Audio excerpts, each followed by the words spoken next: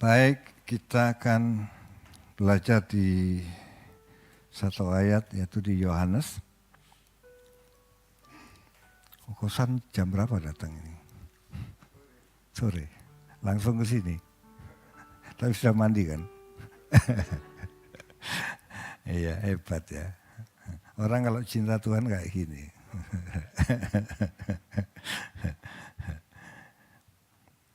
Baik, Yohanes 17 ayat 3. Ini sering kita baca. Apa yang bacakan? Yohanes 17 ayat 3. Oh ya, baik. Inilah hidup yang kekal itu, yaitu bahwa mereka mengenal Engkau, satu-satunya Allah yang benar, dan mengenal Yesus Kristus yang telah Engkau utus. Makasih BK. Inilah hidup yang kekal itu. Apa itu? Yaitu bahwa mereka mengenal Engkau, satu-satunya Allah yang benar, dan mengenal Yesus Kristus yang telah Engkau utus. Ayat ini sangat jelas. Enggak perlu ditafsir lagi. Bukan implisit, tapi sudah eksplisit. Suratan yang terbuka. Ya, bukan tersirat maksudnya, tapi tersurat. Bahwa Bapa adalah satu-satunya Allah yang benar dan Yesus Kristus yang diutus Bapa. Itu jelas banget, tidak perlu ditafsir. Jadi Bapa itu satu-satunya Allah yang benar. Elohim Yahweh, dia satu-satunya Allah yang benar. Dan dia menyatakan diri kepada bangsa Israel. Dan dikatakan selanjutnya bahwa Yesus adalah utusan Bapa, satu-satunya untuk menyelamatkan manusia. Tidak ada yang lain. Anak yang diutus. Ya, supaya jelas. Hanya Yesus yang diutus Bapa dalam rangka penyelamatan manusia. Ada dua yang Tuhan Yesus selesaikan sebagai utusan Bapa. Satu, menyelesaikan sanksi dosa yang harus ditanggung oleh kita. Tapi Yesus yang menanggungnya di kayu salib. Dia menyelesaikannya. Itu tugas Tuhan Yesus dari Bapa. Menyelesaikan sanksi dosa yang tidak bisa diselesaikan oleh kita. Seharusnya kita yang membayarnya. Dosa harus dibayar. Tetapi Bapa mengutus anaknya dan anak dengan rela hati taat kepada Bapanya. Itulah nilai tertinggi dari Tuhan Yesus.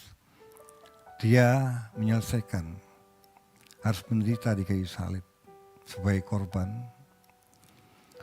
dan menyelesaikan sanksi dosa itu. Itu satu. Yang kedua tugasnya apa?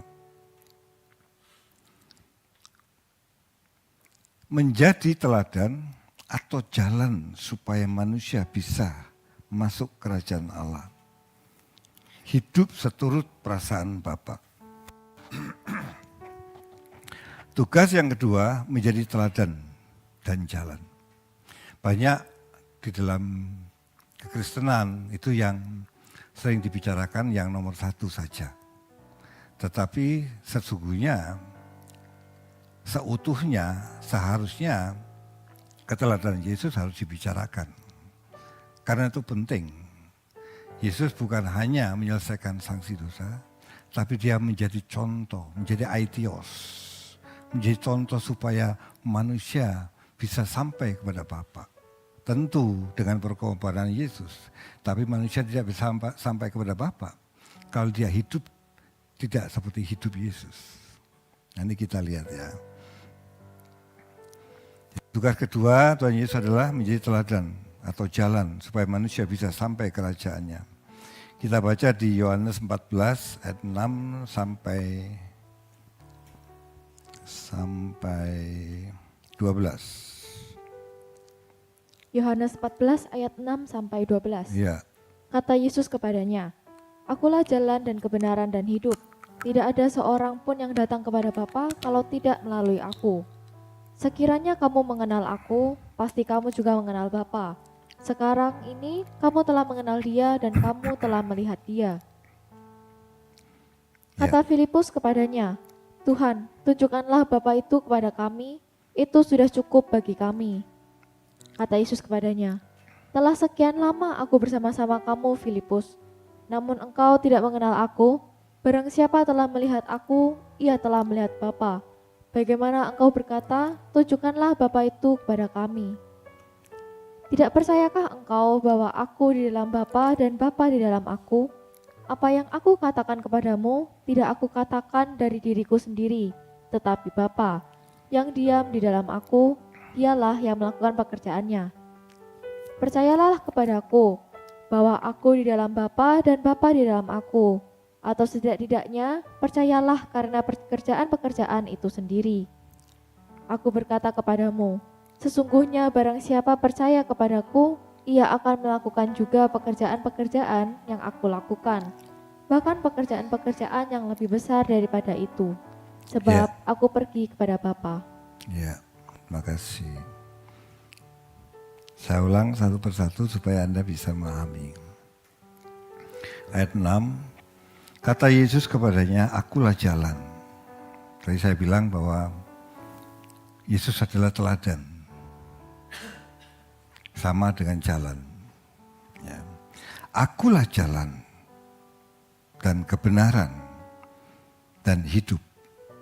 Tidak ada seorang pun yang dapat datang kepada Bapa kalau tidak melalui aku. Saya ulang, akulah jalan, kata Yesus. Tidak ada seorang pun dapat datang kepada Bapa kalau tidak melalui jalan, yaitu diriku. Maksudnya apa? Maksudnya Yesus itu menjadi teladan. Orang yang hidup seperti Yesus hidup, dia baru bisa sampai kepada Bapa. Ngerti? Kita sudah ditebus dosa, sudah selesai. Sanksi dosa sudah selesai. Masa lalu, dosa masa lalu. Bahkan hari ini yang sedang Anda perbuat, bahkan yang akan datang sebelum Anda perbuat. Tuhan sudah selesaikan. Aku selesaikan. Tapi masalahnya kita masih punya kodrat dosa. Yang harus menjadi kodrat ilahi. Ini butuh keteladanan. Jalan dalam bahasa aslinya itu hodos. Hodos itu saya pikir dulu itu jalan itu pintu gitu loh. Enggak. Jalan itu lorong yang panjang. Dan orang yang mau ikut Yesus itu harus melalui jalan ini. Jalan apa? Seperti Yesus hidup ketika di bumi, dalam penderitaan mentaati Bapa, itulah jalan. Itulah lorong itu. Lorong penderitaan yang harus dilewati. Baru kita bisa bertemu dengan Bapa. Hati bertemu, Pak, Bapa tidak bisa ketemu dengan kita karena dia roh. Iya, tapi secara hati Anda bisa bertemu. Bisa mengerti, memahami. Sehingga ketika kita mengenal Bapa dikatakan, kamu mendapat hidup kekal. Orang yang mengerti hati Bapa, pikiran Bapa, perasaan Bapa melalui Yesus. Filipi katakan, kamu mengenakan pikiran dan perasaan Kristus. Orang yang mengerti pikiran perasaan Kristus, mengerti pikiran perasaan Bapa, dia tidak akan melukai Bapa. Dia akan menjaga perasaan Bapa. Nah, orang-orang yang seperti ini, orang yang tinggal dalam kerajaan Allah.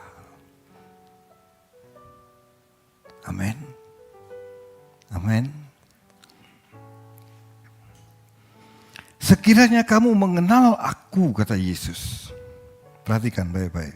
Sekiranya kamu mengenal aku, pasti kamu juga mengenal Bapakku. Jadi kalau kita mengenal Yesus, kata Yesus, kamu pasti mengenal Bapa. Artinya bahwa Yesus itu ekspresi Bapa. Bapa yang tidak kelihatan, Yesus yang mengekspresikan. Bagaimana Yesus cara mengekspresikan? Dia memberikan dirinya untuk dipenuhi dengan firman-Nya. Hidup di dalam firman-Nya. Nanti kita lihat ya. Sekarang ini kamu mengenal Dia dan kamu telah melihat Dia. Kata Filipus kepadanya, Tuhan tunjukkanlah saya ulang ayat 7. Sekiranya kamu mengenal aku, pasti kamu mengenal Bapa. Sekarang ini kamu mengenal Dia dan kamu telah melihat Dia. Maksud Dia itu Bapa mestinya. Tapi Bapa kan tidak kelihatan. Maksudnya apa? Kalau kamu lihat aku, sama kamu lihat Bapa. Itu Yesus. Kita kan tidak bisa lihat Bapa. Kita tidak bisa mengenal Bapa. Karena Bapa roh. Tapi Tuhan kasih fasilitas, tapi Bapa kasih fasilitas melalui anaknya. Yesus diutus untuk itu. Supaya manusia bisa mengenal Bapa. Melalui hidup Yesus. Ya, dikatakan kamu telah melihat, kan Bapak roh, udah kelihatan kan? Apa yang dilihat? Ya hidup Yesus itu, bukan fisiknya, tapi karakter Allah yang ada dalam diri Yesus. Kapan kita bisa tahu bahwa Allah mengasihi kita, Bapak mengasihi kita? Ketika Yesus memberikan hidupnya. Dia mati di kayu salib. Itu ekspresi dari kasih Bapa kepada kita melalui hidup Yesus. Amin. Amin. Kata Filipus kepadanya, Tuhan tunjukkanlah Bapa itu kepada kami. Itu sudah cukup bagi kami. Kata Yesus kepadanya, telah sekian lama aku bersama-sama kamu, Filipus. Namun engkau tidak mengenal aku. Barang siapa telah melihat aku, ia telah melihat Bapa. Bapa itu tidak kelihatan, tapi Yesus ngomong, barang siapa melihat aku, dia sudah melihat Bapa. Ini bukan bicara soal fisiknya, tapi soal karakter. Bagaimana engkau berkata tunjukkan Bapa itu kepada kami? Percayakah engkau bahwa aku di dalam Bapa dan Bapa di dalam aku? Pertanyaannya. Apakah Yesus itu Bapa dan Bapa itu Yesus? Enggak, ini dua pribadi yang berbeda.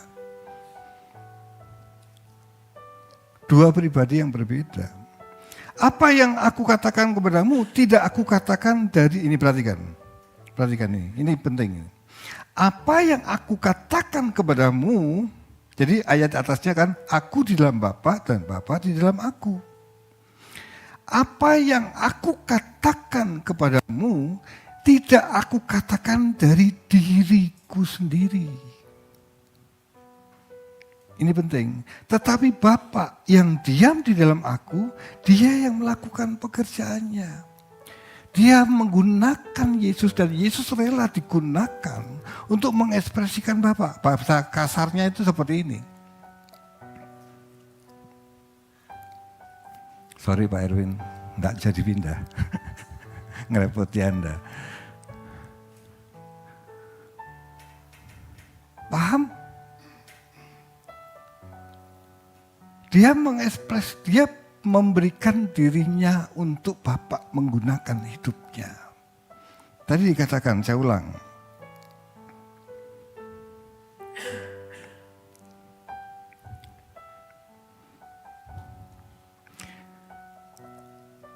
Apa yang aku katakan kepadamu, tidak aku katakan dari diriku sendiri. Tetapi siapa? Siapa? Bapa yang diam di dalam aku. Dia yang melakukan pekerjaannya. Yesus mengekspresikan. Sepertinya mudah. Tidak mudah. Dia harus mengosongkan dirinya untuk memberikan dirinya digunakan Bapa. Ini tidak kayak robot ya. Tidak dikontrol sama robot, enggak. tetap kehendak Yesus berperan. Tetap punya kehendak bebas Yesus. Loh, mana buktinya Pak? Ketika mau disalib, malam di Getsemani, kalau bisa lalukan cawan ini daripadaku, Bapa.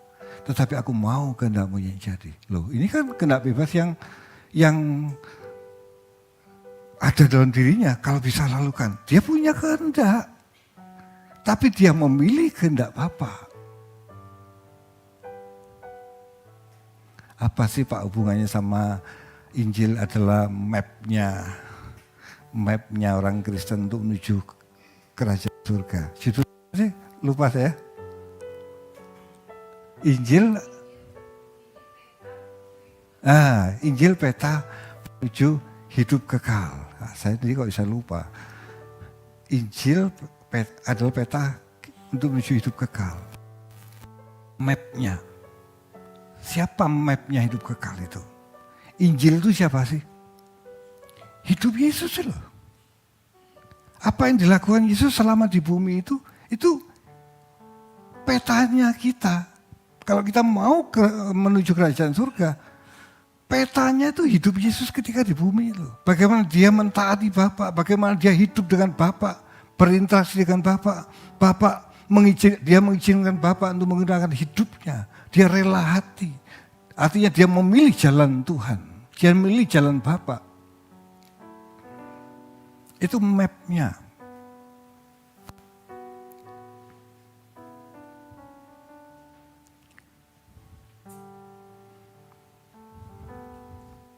Ayat 11. Percaya kepadaku bahwa aku di dalam Bapa dan di dalam aku. Setidaknya percaya karena pekerjaan-pekerjaan itu sendiri. Aku berkata kepadamu sesungguhnya barang siapa percaya kepadaku, ia akan melakukan juga pekerjaan-pekerjaan yang aku lakukan. Kalau Bapa mengutus Yesus, kita diutus Tuhan Yesus. Kalau Bapa mengutus Yesus untuk menyelesaikan, tentu kita hendak menyelesaikan sanksi dosa karena Yesus sudah selesaikan. Cukup sekali. Tapi satu, tugas kedua, Yesus menjadi teladan. Kalau Bapa mengutus Yesus menjadi teladan, menjadi jalan, Yesus mengutus kita juga menjadi jalan. Menjadi teladan. Supaya dunia bisa melihat kerajaan Allah di dalam hidup kita. Amin. Amin. Oh, kekristenan itu sebenarnya agung, Bapak Ibu. Mulia. Kita aja kalau umpama kita diutus sama Pak Prabowo hari ini yang sebagai presiden, itu bangganya gak karu-karuan. Nah, kita ini diutus sama Sang Pencipta alam semesta. Kekristenan itu sesuatu yang luar biasa. Kenapa kita tidak menjadi luar biasa? Karena kita tidak mengerti. Mumet dengan doktrin. Jangan bingung sama doktrin. Doktrin itu banyak memecah belah. Tapi kasih itu membangun. Amin. Dikatakan di ayat yang tadi di atas itu, sekiranya kamu mengenal aku, pasti kamu juga mengenal Bapa. Jadi kalau kita mengenal Yesus, kita mengenal Bapa. Bagaimana kita mengenal Bapa? Mapnya itu ada di Yesus. Petanya itu ada di Yesus. Amen. Barang siapa telah melihat aku, ia telah melihat Bapa. Seharusnya juga barang siapa melihat aku, dia melihat Yesus. Amin. Apa yang aku katakan kepadamu, tidak aku katakan dari diriku sendiri. Tapi Bapa yang diam di dalam aku, dia yang melakukannya. Bagian kita bagaimana melatih diri. Seperti Yesus memberikan dirinya, merelakan untuk kehendak Bapa, kita lakukan. Supaya dunia bisa melihat Yesus dalam hidup kita. supaya dunia bisa melihat kerajaan Allah dalam diri kita. Amin. Kekristenan itu agung Bapak Ibu. Agung banget. Tujuan kita adalah kepada Bapa. Yesus adalah jalan, ya. Saya ulang, tujuan kita adalah kepada Bapa yang tidak kelihatan. Supaya kita sampai kepada Bapa, Bapa mengutus anaknya, yaitu Yesus yang kelihatan. Jadi Yesus adalah map menuju Bapa.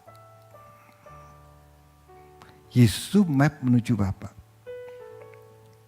Kata Yesus, akulah jalan, kebenaran dan hidup. Tidak ada seorang pun yang datang kepada Bapa kalau tidak melalui aku. Kalau seseorang tidak pernah mengenal Yesus, dia tidak akan pernah sampai kepada Bapa. Pak, kita kepada Yesus datang cuma mengaku Yesus adalah Tuhan. Kalau seseorang mengaku Yesus Tuhan, Bapak Ibu, hanya mengaku saja. Tapi tidak menjadikan dia Tuhan atas hidupnya. Saya ulang, tidak menjadikan Tuhan atas hidupnya. Dia tidak akan pernah ketemu dengan Bapa. Dia tidak akan pernah mengenal Bapa. Kalau bertemu itu bukan ngomong secara fisik karena Bapa roh. Tapi dia akan mengenal Bapa. Mengenal itu bukan dalam pengetahuan. Tapi mengenal pikiran dan perasaannya.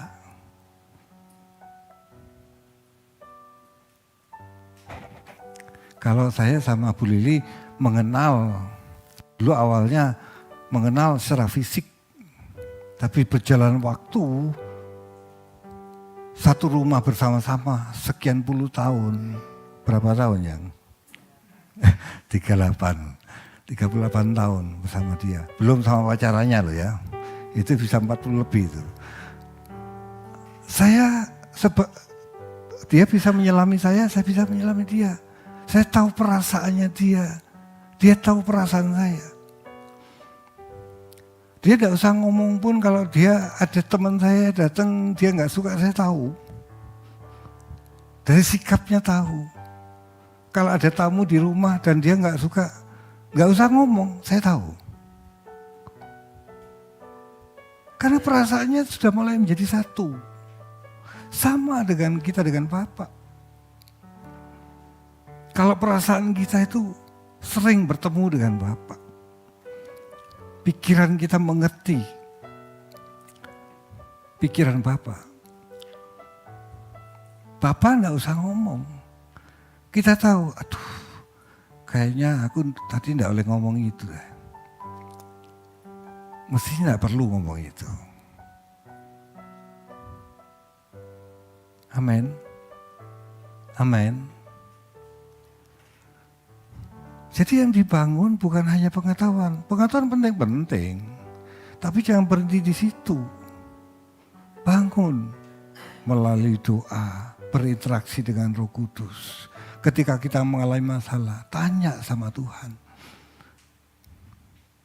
Pak, Bu, jangan takut kalau dia tidak tuntun kita.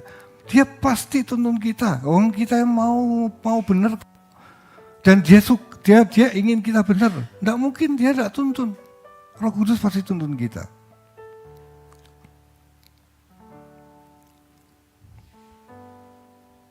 Kalau kita mau menuju suatu tempat yang kita tidak tahu atau tidak memiliki pengalaman berjalan ke tempat tersebut, apa yang kita lakukan?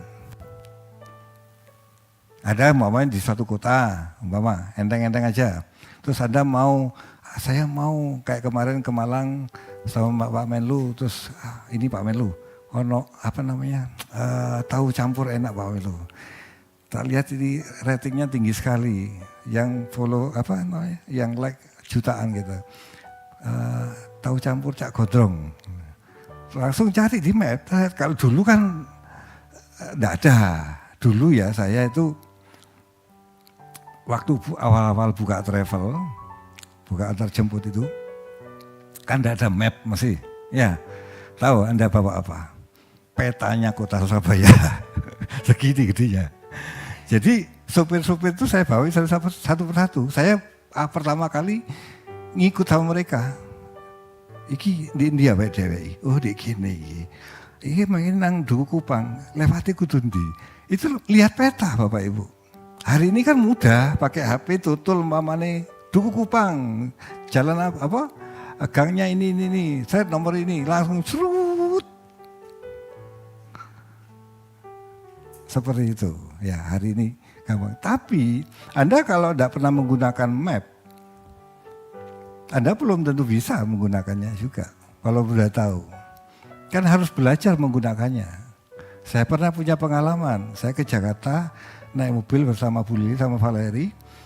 Ke tempat anak saya, naik mobil dari Banyuwangi. Tidak pernah baca map. Hari itu belajar map. Anda tahu berjalan kalau di tol ya oke lah. Kan panjang lah ya. Belok-beloknya kan enggak banyak ya. Tapi ketika masuk di Jakarta, itu map itu kalau pertigaan, kalau di sini ya pertigaan, perempatan gitu. Sana enggak, begitu masuk, ini pertujuan, 7. Sini ada, sini ada 3 lagi. Pusing Bapak Ibu. Di map itu mau milih yang mana kalau enggak pernah belajar, panahnya itu bisa salah kita.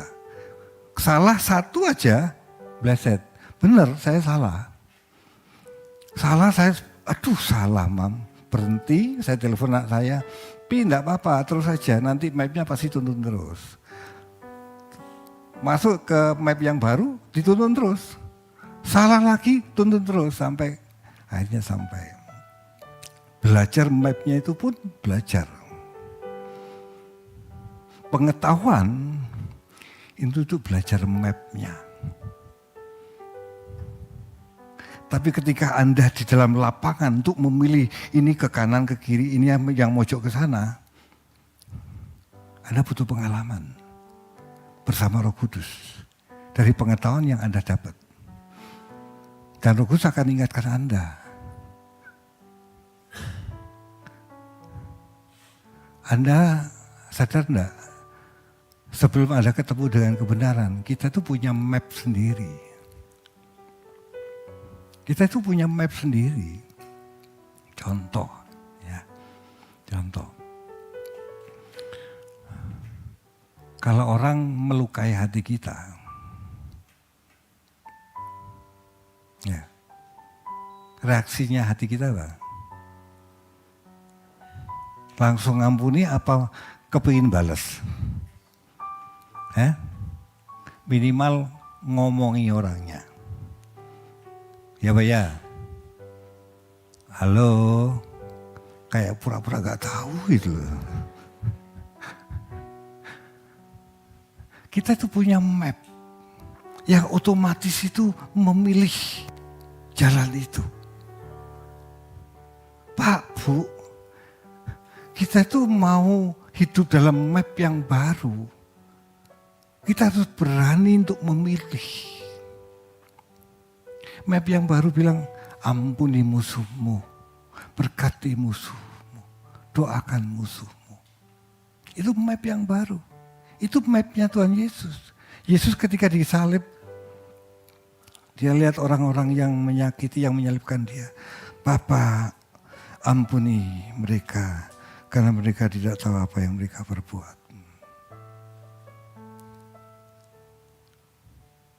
Kalau kita mau hidup kekal, kita harus ikuti map ini.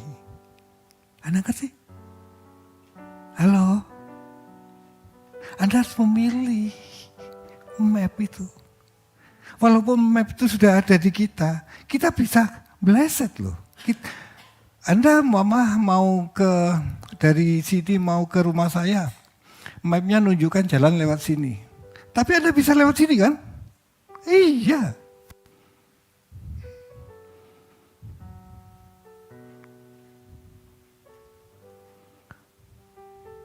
Kehendak bebas kita tuh masih ada. Pertanyaannya, mana yang kita pilih? Mapnya Tuhan atau mapnya kita? Amin.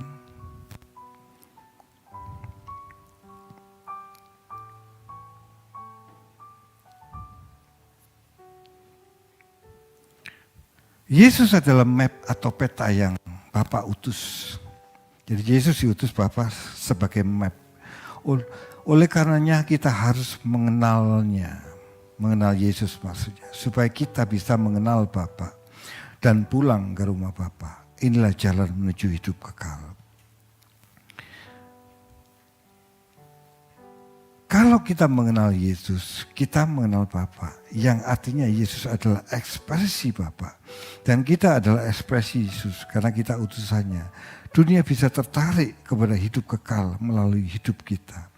Injil adalah jejak-jejak Yesus ketika di bumi. Pak, sebelum Yesus di bumi, kita tidak tahu. Tersirat. Bolehkah kita tahu? Boleh, tidak apa-apa. Tapi jangan yang utama Anda lupakan. Apa itu? Ketika Yesus di bumi, bagaimana dia berinteraksi dengan Bapa. Itu mapnya kita. Ketika Yesus sebelum di bumi katakan ada, Anda tidak bisa tiru. Anda tidak bisa meneladani. Amin? Iya. Tapi ketika dia jadi manusia, kenapa dia jadi manusia? Supaya manusia bisa meneladani hidupnya. Amin. Amin. Jangan pusing dengan doktrin Bapak Ibu ya. Sama diri kita aja pusing kok. Gimana mau taat sama Tuhan? Jangan pusing yang lain.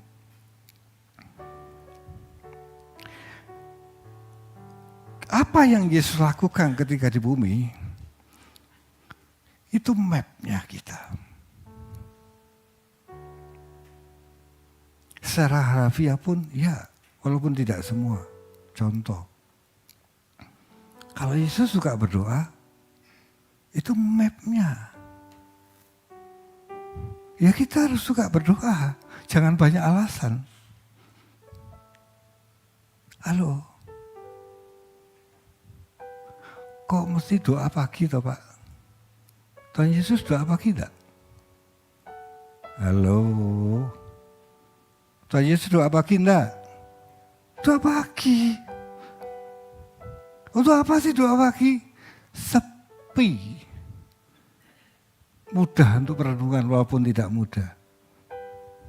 Bangun pagi itu walaupun tidak semua, tapi kalau kita mau bangun pagi, itu tidak mudah Bapak Ibu. Walaupun nanti kalau sudah terbiasa, mudah. Tapi tetap kadangkala ketika capek malam tidur nyenyak sekali bangun itu sulit. Tapi ketika kita, enggak aku mau ketemu Tuhan. Itu bayar harga. Untuk menunjukkan bahwa kita mencintai Dia dengan hal yang kecil itu. Amin. Pak, doa lain waktu kan bisa boleh, enggak apa-apa. Kalau Tuhan Yesus puasa,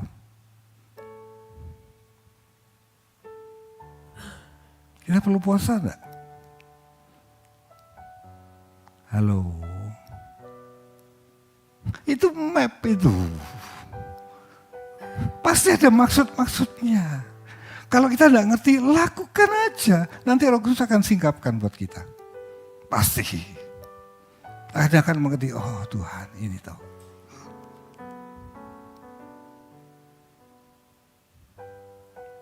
Yesus pernah ngomong kok. Ketika ada orang ahli Taurat itu muridmu tidak puasa. Yesus ngomong nanti kalau mempelai laki-laki sudah di sana baru puasa. Nah, mempelai laki-laki Yesus sudah di surga. Puasa itu apa?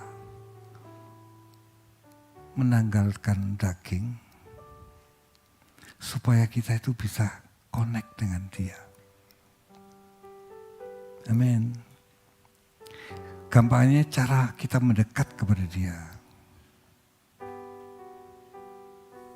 Amin.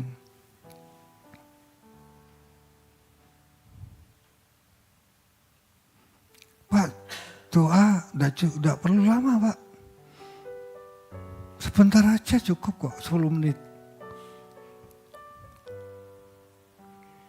Kalau Yesus ngomong tutup pintu, masuk kamar tutup pintu, Anda doa 10 menit. Sebelum tersirat bahwa masuk kamar tutup pintu, enggak mungkin 10 menit. Kalau kita pacaran aja enggak mau kok 10 menit.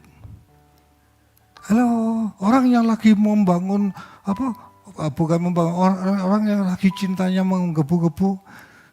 Anda mau ketemu pacar 10 menit?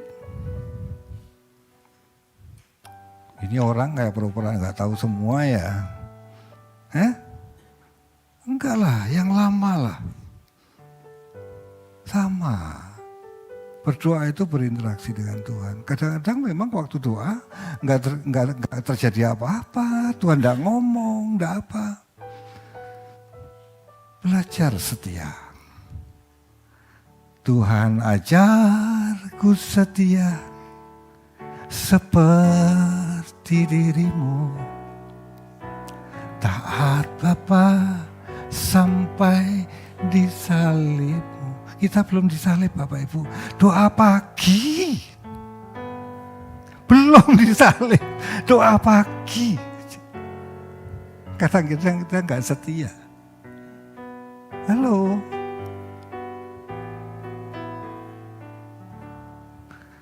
Amin.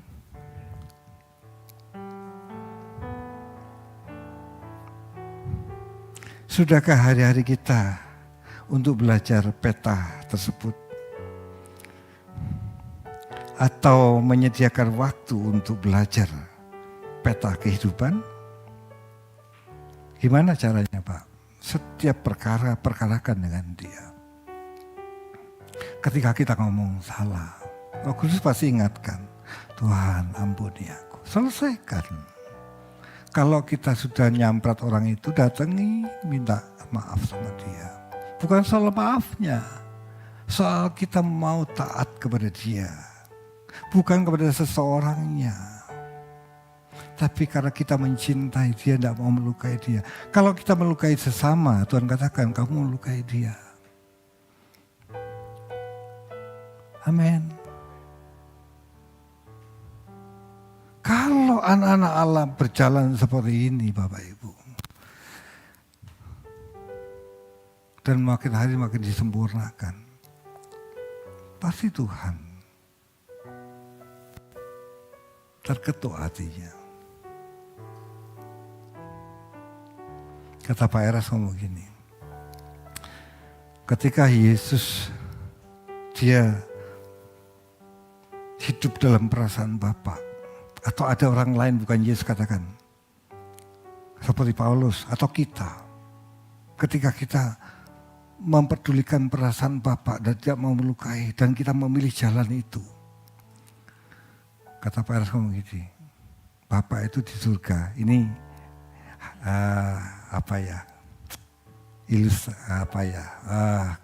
bukan kabar sesungguhnya, tapi kira-kira gini. Pak Eras ngomong gitu. Siapa yang menggunakan perasaanku? Bapak bisa gitu. Siapa yang menggunakan perasaanku?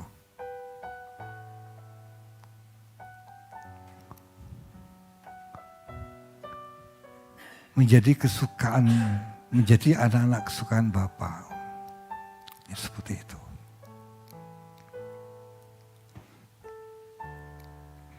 Peta inilah yang membawa kita kepada hidup kekal. Apa bedanya orang mengenal Injil dengan orang yang tidak mengenal Injil? Atau orang yang mengenal map Tuhan dan yang tidak mengenal. Orang yang mengenal Injil bisa membaca sesuatu peristiwa yang terjadi terutama yang berkaitan dengan dirinya. Contoh, kita buka di 1 Petrus 1 ayat 6 sampai 7. 1 Petrus 1 ayat 6 sampai 7. 1 Petrus 1 ayat 6 sampai 7. Ya. Bergembiralah akan hal itu, sekalipun sekarang ini kamu seketika harus berduka cita oleh berbagai-bagai pencobaan. Ya. Maksud semuanya itu ialah untuk membuktikan kemurnian imanmu yang jauh lebih tinggi nilainya daripada emas yang fana, yang diuji kemurniannya dengan api, sehingga kamu memperoleh puji-pujian dan kemuliaan dan kehormatan pada hari Yesus Kristus menyatakan dirinya. Ya, Anda tahu Petrus sebelum ketika dia masih bersama Yesus, bagaimana dia orang yang keras sekali. Ada orang yang mau memegang Yesus, mau menangkap Yesus, dia keluarin pedangnya, dia tebas telinga dari seseorang prajurit. Dia berani banget seperti itu. Orang yang keras banget, yang mau menonjolkan diri, itu Petrus orangnya. Tapi ketika dia mulai mengenal Injil, mengenal map-nya Tuhan, mengenal pribadi Yesus, dia ngomong seperti ini. Bergembira akan hal itu. Maksudnya hal itu pencobaan ketika datang dalam hidupnya. Sekalipun sekarang ini kamu seketika harus berduka cita oleh berbagai-bagai pencobaan, kata Petrus. Ini bahasanya Petrus. Ini berarti orang mengalami hal ini kan, tulis ini. Ya. Maksud semuanya itu ialah membuktikan kemudian imanmu. Dia bisa lihat sesuatu yang tidak kelihatan dulu, yang tidak pernah bisa dia lihat. Sekarang dia bisa melihat. Ketika penderitaan pencobaan datang dalam hidupnya, dia melihat itu sebagai ujian imannya. Orang yang belum mengenal Injil tidak akan bisa tahu hal ini. Tapi orang yang mengenal Injil, dia tahu. Artinya orang yang mengenal Injil, dia mulai ada dua pilihan. Dia pilih mapnya dia atau pilih mapnya Tuhan. Dan map Tuhan ini yang membawa kita pada kekekalan. Amin. Amin. Maksud semuanya itu ialah untuk membuktikan kemurnian imanmu yang jauh lebih tinggi nilainya. Dia bisa melihat nilai yang daripada Allah. Orang yang mengenal Injil, orang yang mengenal map Tuhan, orang yang mengenal Yesus secara pribadi. Dia tahu nilai yang sesungguhnya. Bukan nilainya dari mobil yang dia punya, bukan nilai dari rumah yang dia punya, bukan dari banyaknya uang yang dia punya, bukan itu nilainya. Tapi iman yang teruji itu bernilai. Orang yang memiliki map dan mengenal map itu, dia bisa melihat ini. Dan dia berani untuk memilih membayarkannya meskipun harus menderita. Saya tidak habis pikir ya, orang yang belajar firman tapi ngomong di medsos itu saya enak udele. Menyakitkan orang lain, saya tidak mengerti. Tapi dia belajar Injil. Tidak pernah mikirin perasaan orang lain. Beralasan membela kebenaran. Orang membela kebenaran itu, orang mempertahankan iman Kristus itu, dia hidup seperti Yesus. Itu mempertahankan iman. Bukan ngomong di medsos, ngomong firman dan bla bla bla bla bla. Halo? Halo? Ya, di sini tidak ada. Yang di luar masih banyak yang biasanya ada di sini. Biasanya Mbak Eras kan ngomong gitu ya. Di sini tidak ada.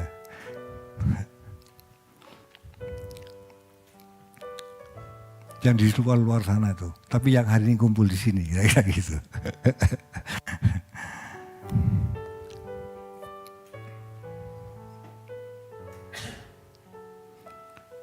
Sehingga kamu mulai puji-pujian dan kemuliaan dan kehormatan pada hari Yesus Kristus menyatakan dirinya.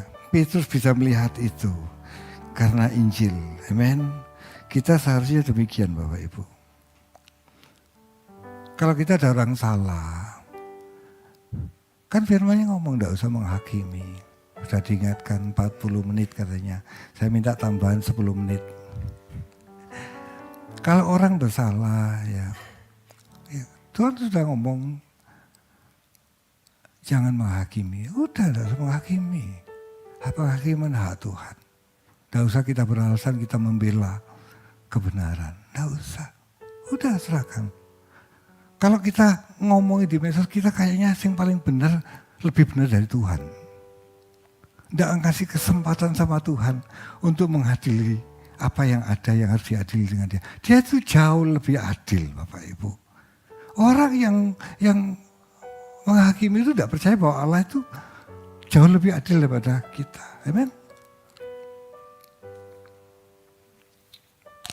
Saya tak minum dulu ya.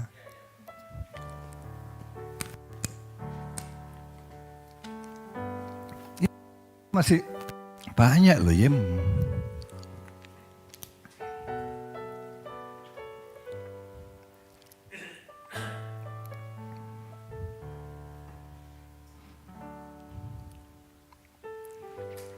Setelah kita mengenal Injil, kita mulai memiliki pengertian dan kesadaran akan kehadiran Allah dalam hidup kita.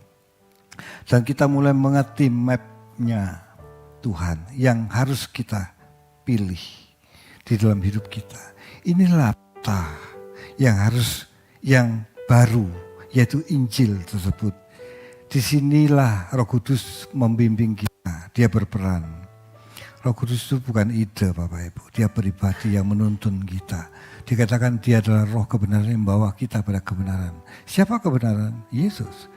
Roh Kudus membawa kepada Yesus. Amin. Amin. Mazmur 95 ayat 10 sampai 11.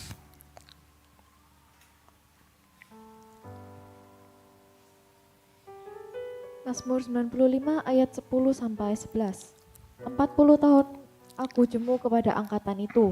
Maka kataku, mereka suatu bangsa yang sesat hati dan mereka itu tidak mengenal jalanku. Sebab itu aku bersumpah dalam murkaku, mereka takkan masuk ke tempat perhentianku. Ya, jangan kita sesat hati. Ya, supaya kita tidak tersesat, kenallah Yesus. Supaya kita mengerti. Kita bisa salah loh Bapak Ibu dalam perjalanan. Kita bisa ambil map kita dalam perjalanan itu. Tapi pasti Roh Kudus ingatkan kita. Ketika Roh Kudus berikan kesadaran itu, cepat kembali ke jalur semula. Ke map yang sudah tunjukkan. Amin. Kalau di map itu kan ada toh. Itu kalau kita mau lihat peta yang besar itu keluar kan. Keluar lihat semuanya. Mau ke jalur lagi, di pita yang satu langsung balik. Nah, harusnya kita itu seperti itu. Memang tapi tidak otomatis, tapi kita harus memilihnya. Amen. Dan kalau kita terus-menerus pasti otomatis. Terbiasa.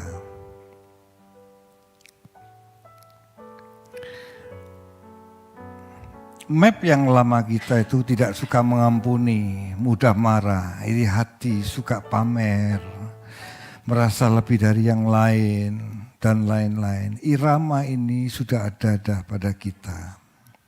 Tapi Injil atau hidup Yesus mengarahkan kepada arah yang lain. Yaitu arah yang benar, yaitu hidup kekal. Di kita itu ada map yang lama, suka pamer. Kayak saya baru beli mobil, apa ada rasa pamer? Kepingin.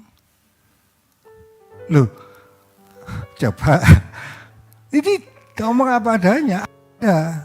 Tapi kan Tuhan ampuni aku. Ngapain aku seperti ini? Loh, kalau dulu gak kenal ini kan bablas angin nih. Gak peduli. Hak-hak saya, mobil-mobil saya. Tapi setelah ikut Tuhan, lu ngapain?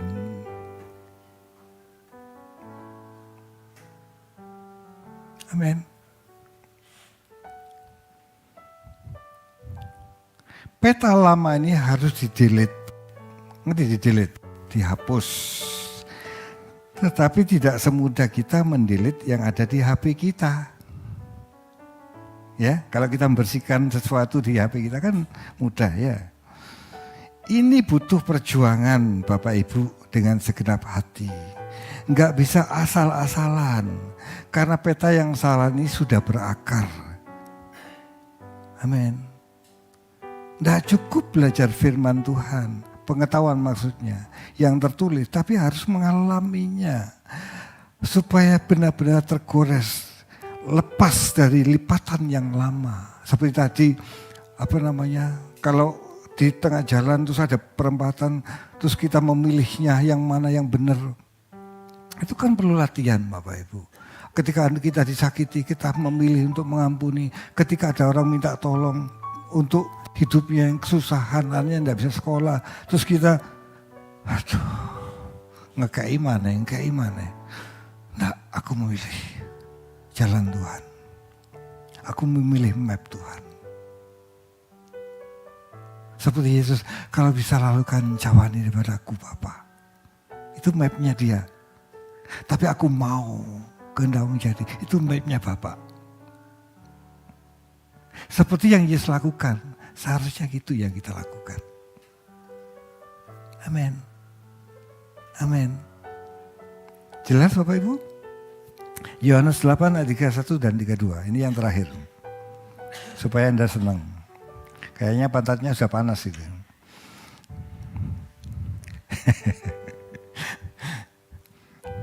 Yohanes 8, 31 dan 32. Saya berjanji ini yang terakhir. Yohanes 8 ayat 31 sampai 32. Ya. Maka katanya kepada orang-orang Yahudi yang percaya kepadanya, "Jikalau kamu tetap dalam firman-Ku, kamu benar-benar adalah murid-Ku, dan kamu akan mengetahui kebenaran, dan kebenaran itu akan memerdekakan kamu." Ya.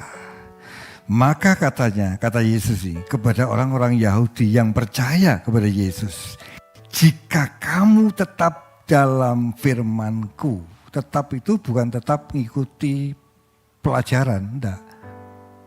Berpegang pada firman, tinggal dalam firman, mengizinkan dia memenuhi kita firman-Nya. Kita memilih jalannya. Ketika Yesus ngomong, Bapa lalukan cawan daripada aku, tapi aku mau kehendak menjadi. Itu dipenuhi. Dipenuhi kehendak Bapa. Mengizinkan kehendak Bapa untuk terlaksana. Dikatakan, jika kamu tetap tinggal dalam firman-Ku, kamu benar-benar adalah murid-Ku. Jadi murid itu bukan hanya penkemis nih gini, kemis di sini, bukan. Kalau kamu tetap tinggal dalam firman-Ku, kamu benar-benar murid-Ku. Kalau kita memilih jalannya Dia, kita benar-benar murid-Nya. Dan kamu akan mengetahui kebenaran. Mengetahui kebenaran itu ketika kita berpegang pada firman Tuhan. Bukan kognitif saja, tapi berpegang bagaimana menderitanya ketika dia berpegang pada firman Tuhan. Melakukan kehendak Bapa, mengizinkan kehendak Bapa terekspresi dalam hidupnya seperti Yesus mengekspresikan kehendak Bapa. Dan kebenaran itu akan memerdekakan kamu. Dari apa? Dari belenggu dunia. Kita itu masih suka dengan dunia. Kapan terlepasnya? Ketika kita memilih jalan Dia. Dan tetap tinggal dalam jalannya. Dan kita akan mengalami, mengetahui kebenaran, kamu akan dimerdekakan oleh kebenaran itu. Amin. Tuhan Yesus berkati.